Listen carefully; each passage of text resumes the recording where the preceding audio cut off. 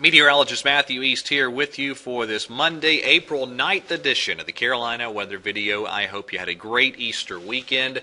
Certainly the weather could not have been much better. Chilly start to the day Saturday. Most folks in the region well down into the 30s, but boy, it was nice during the days. A lot of sunshine, some very comfortable temperatures. Everybody up into the 70s for highs for Easter Sunday.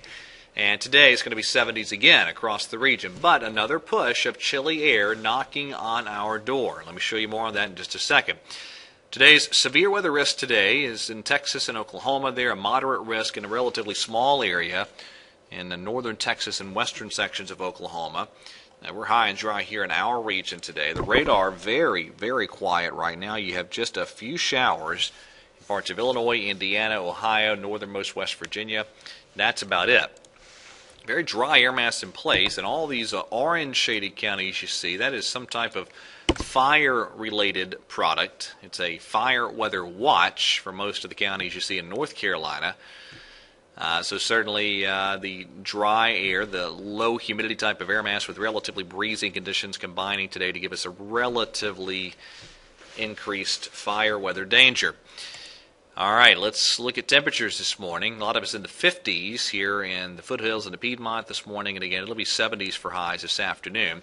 Here's the upper air chart off the European model, valid this afternoon, and watch what happens. Here we go again, a big buckling in the eastern parts of the country, a nice trough sliding in. This is Wednesday early afternoon, and that'll be the kind of the story for the middle part of this week. But look what happens by next weekend. This is Sunday. And big ridge begins to crank over the eastern parts of the country, and that's going to deliver some much warmer air for us as we get into the weekend and especially early next work week.